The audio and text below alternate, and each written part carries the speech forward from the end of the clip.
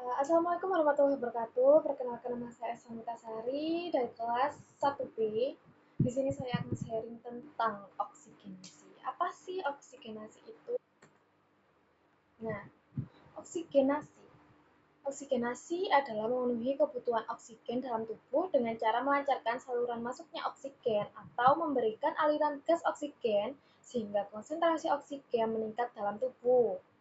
Nah, kemudian, proses pemenuhan kebutuhan oksigen dan karbon dioksida. Bagaimana sih perjalanan oksigen dan karbon dioksida dalam tubuh kita? Pertama, kita menghirup oksigen. Oksigen dari atmosfer. Kemudian menuju ke sistem pernafasan. Sistem pernafasan ini apa saja? Hidung, ya, faring, laring, trakea, bronkus, bronchioles, ya, alveolus, itu. Kemudian sistem kardiovaskular. Dan hematologi, ya, sistem kardiovaskular itu ya jantung, ya, kemudian menuju ke seluruh tubuh. Nah, itu tadi oksigen. Kemudian karbon dioksida. Karbon dioksida dari seluruh tubuh, ya, sistem kardiovaskuler, ke sistem pernafasan, dan kembali lagi ke atmosfer. Kemudian sistem pernafasan. Sistem pernafasan ini ada dua, yaitu respirasi internal dan respirasi eksternal. Respirasi eksternal adalah proses pertukaran gas antara darah dan atmosfer, sedangkan respirasi internal adalah proses pertukaran gas antara darah sirkulasi dan sel jaringan. Ventilasi, apa sih itu ventilasi ya? Ventilasi merupakan proses masuknya oksigen ke paru-paru dan keluarnya CO2 dari paru-paru. Nah, ventilasi ini terdapat jalur ya. Jalurnya ini ada dua, ada upper sama lower. Upper itu bagian atas dan lower itu bagian bawah. Nah, upper ini bagian atas mencakup hidung atau mulut ya. Saat kita bernafas, kita bisa menggunakan hidung atau kadang biasanya kita menggunakan mulut. Kemudian faring, laring. Nah, itu termasuk bagian atas, jalur atas. Kemudian jalur bawah yaitu trakea, bronkus utama, bronkus sekunder, bronkus tersier, terminal bronchialis, dan alveoli. Itu termasuk jalur bawah. Dan untuk mekanismenya ini terbagi menjadi dua, yaitu mekanisme inspirasi dan mekanisme ekspirasi. Mekanisme inspirasi ini apa sih? Mekanisme inspirasi yaitu pengembangan dinding dada, diikuti dengan kontraksi diafragma terdorong ke bawah, sehingga menyebabkan tekanan udara di paru-paru turun, di mana tekanan di dalam paru-paru lebih rendah daripada tekanan dalam atmosfer. Sehingga aliran oksigen dari atmosfer, paru-paru, kemudian mekanisme ekspirasi. Nah, di mana pengempisan dinding dada diikuti dengan relaksasi diafragma sehingga terdorong ke atas, sehingga tekanan dalam paru-paru lebih besar daripada tekanan dalam atmosfer, sehingga karbon dioksida keluar menuju atmosfer. Kemudian faktor-faktor yang mempengaruhi ventilasi. Nah, di sini ada beberapa faktor yang mempengaruhi ventilasi manusia ya.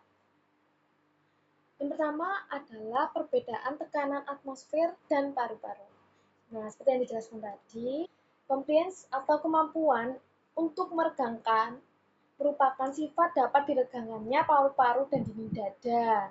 Nah, di mana paru-paru dan dinding dada ini nanti meregang ya, seperti saat kita menarik nafas, itu kan paru-paru dan dada itu mengembang. Nah, itu compliance. Kemudian yaitu tekanan surfaktan. Nah, surfaktan.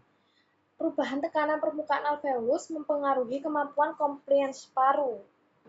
Disebabkan oleh adanya cairan pada lapisan alveolus yang dihasilkan oleh sel tipe 2. Kemampuan otot-otot pernafasan ini juga mempengaruhi ventilasi, di mana ada dua otot pernafasan, yaitu otot inspirasi dan otot ekspirasi. Kemudian selanjutnya yaitu pengaturan nafas dan konfigurasi struktural yang abnormal. Nah, ini misalnya pada penderita kifosis ya, kondisi abnormal pada kolumna vertebral yang ditandai dengan peningkatan konvektivitas tulang belakang toraks yang menimbulkan tahanan pada ekspansi paru. Kemudian ada penyakit sistem syarafah, perubahan sistem saraf pusat. Nah, perubahan sistem saraf pusat misalnya kerusakan pada sistem saraf pusat seperti pada medula oblongata atau pada korteks cerebri atau pada ponsnya, ya, itu akan menyebabkan kontrol pernafasan menjadi rusak. Sehingga jika kontrol pernafasannya saja rusak, berarti pola pernafasannya akan abnormal. Seperti itu.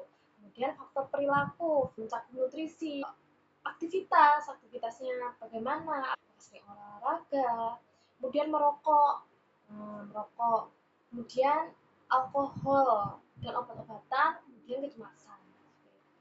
Kemudian faktor lain, ada nih faktor lain, misalnya apa? Misalnya tempat kerja yang memiliki polusi, ya, misalnya pabrik, kan? Ketinggian tempat dari permukaan laut. Nah, misalnya berada di gunung, di mana semakin tinggi tempat itu, ya, semakin oksigen itu di sekitarnya menjadi tipis. Oksigennya menurun jadi dapat mengalami ventilasi. Kemudian apa? Ada nih lagi obesitas. Misalnya pembesaran abdomen menyebabkan diafragma tidak bisa kontraksi atau meregang ke bawah secara maksimal karena tertekan perutnya. Gitu. Kemudian yaitu gejala klinis gangguan pernafasan. Di sini cuma diambil dua saja. Yang pertama batuk, yang kedua adalah sesak nafas. Ya, yang pertama adalah batuk. Apa sih batuk itu ya? Batuk itu merupakan sebuah gejala umum dari penyakit pernafasan. Gitu. Sebagai batuk ini juga digunakan sebagai mekanisme pertahanan diri. Jika ada benda asing, maka tubuh akan batuk. Itu jenis mekanisme pertahanan diri. Nah, batuk ini dapat dipicu oleh refleks atau disengaja. Kemudian jenis-jenis batuk. Jenis-jenis batuk ini ada 3, ada akut, subakut, dan kronik. Jenis batuk akut itu batuk yang terjadi kurang dari 3 minggu. Nah, jadi penderitanya baru merasakan batuk kurang dari 3 minggu. Itu masih termasuk jenis batuk akut. Kemudian subakut yang terjadi antara 3 hingga 8 minggu. Jenis batuk kronik. Jenis batuk kronik batuk yang berlangsung lebih dari 8 minggu atau dalam jangka waktu lama, yaitu sekitar 2 bulan atau lebih. Ya, pada orang dewasa dan 1 bulan atau lebih pada anak-anak. Kemudian yaitu etiologi batuk ini bisa dikarenakan stimulasi refleks batuk oleh benda asing yang masuk ke dalam laring. Kemudian akumulasi sekret pada saluran nafas bawah. Kemudian yang kedua yaitu sesak nafas. Dyspnea adalah istilah yang umumnya diaplikasikan pada sensasi yang dialami oleh individu yang mengeluhkan sensasi pernafasan yang tidak menyenangkan atau tidak nyaman.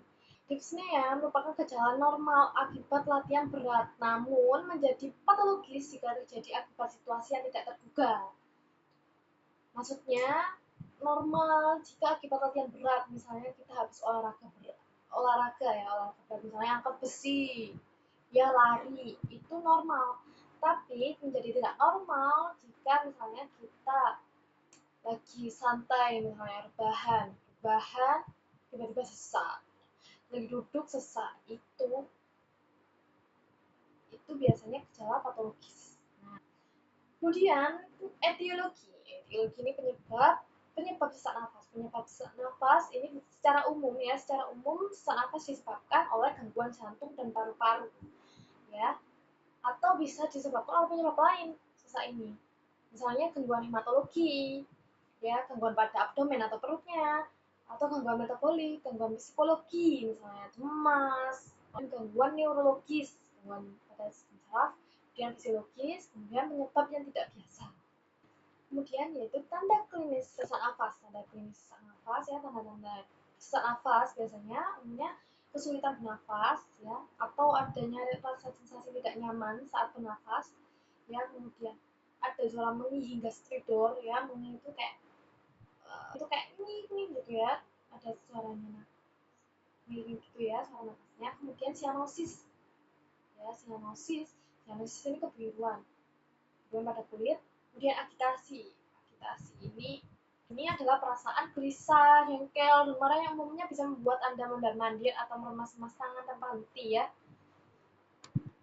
Kemudian yaitu pola nafas, tachypnea ini adalah pola nafas di mana lebih dari normal, nafasnya jadi cepat ya, lebih dari normal. Kemudian bradypnea ini pola pernafasan yang kurang dari normal, biasanya pernafasannya lambat gitu ya, kurang dari normal. Kemudian kusmaul ini pola pernafasan dalam dengan frekuensi normal atau kecil ya, kecil, normal, kecil. Kemudian jenis stuk ini yang tinggi nafasnya. Saturasi O2-nya itu kurang dari 92%. Kemudian manajemen sesak ini bisa mengobati penyakit yang mendasar dan menghilangkan gejalanya. Dari segi oksigen bisa melalui masak kanul, oksigen dan sebagainya. Kemudian terapi farmakologi, kemudian rehabilitasi paru, kemudian pendekatan non farmakologis lainnya tidak mendekatkan sesuatu yang dapat menyebabkan sesaknya timbul atau sesaknya kumat. Kalau rehabilitasi paru itu contohnya seperti terapi meniup balon. Nah, seperti itu. Diagnosis keperawatan merupakan penilaian klinis tentang respon manusia terhadap gangguan kesehatan atau proses kehidupan atau kerentanan respon dari seorang individu, keluarga, kelompok, atau komunitas. Ya, Nanda masuk ke label diagnostik berikut ini untuk klien yang mengalami masalah oksigenasi. Pertama ada ketidakefektifan jalan nafas, yang kedua ada ketidakefektifan pola nafas, yang ketiga ada gangguan pertukaran gas, yang keempat ada intoleransi aktivitas. Pertama adalah ketidakefektifan bersihin jalan nafas. Nah, ketidakefektifan bersihin jalan nafas ini merupakan ketidakmampuan untuk membersihkan sekresi atau sekret atau obstruksi dari saluran nafas untuk mempertahankan bersihin jalan nafas.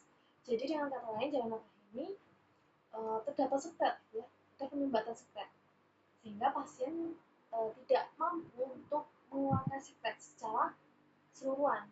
Kemudian batasan karakteristik untuk masalah keperawatan ini ya, pertama ada batuk yang tidak efektif, maksudnya batuknya itu dahannya nggak keluar gitu. Kemudian dyspnea ini kesulitan bernafas ya, kemudian gelisah, orangnya nampak gelisah, kemudian kesulitan verbalisasi, kesulitan untuk berbicara,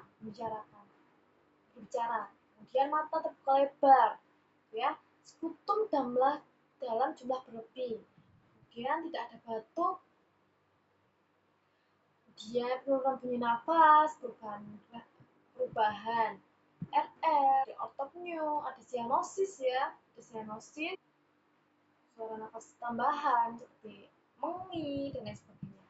Kemudian ketidakefektifan pola nafas merupakan inspirasi dan aspirasi yang tidak memberi ventilasi yang adekuat menurut Nanda 2012.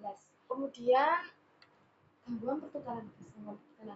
Ini adalah kelebihan atau defisit oksigen dan atau eliminasi karbon dioksida pada membran alveolar kapiler. Dengan karakteristiknya ada diafuresis, dyspnea, gangguan penglihatan, darah arteri abnormal, hiperkapnia, hipoksia, iritabilitas, konfusi napas cuping hidung, penurunan karbon dioksida, pH abnormal, pola pernafasan abnormal, sakit kepala saat bangun, somnolen, takikardi, warna kulit abnormal. Kemudian adalah intoleransi aktivitas. Intoleransi aktivitas adalah ketidakcukupan energi psikologis atau fisiologis untuk mempertahankan atau menyelesaikan aktivitas kehidupan sehari-hari yang harus atau yang ingin dilakukan. Nah, batasan karakteristiknya dyspnea setelah beraktivitas, ya, keletihan, ketidaknyamanan setelah beraktivitas, perubahan EKG, respon frekuensi jantung abnormal, respon tekanan darah abnormal terhadap aktivitas. Nah, sekian dari saya.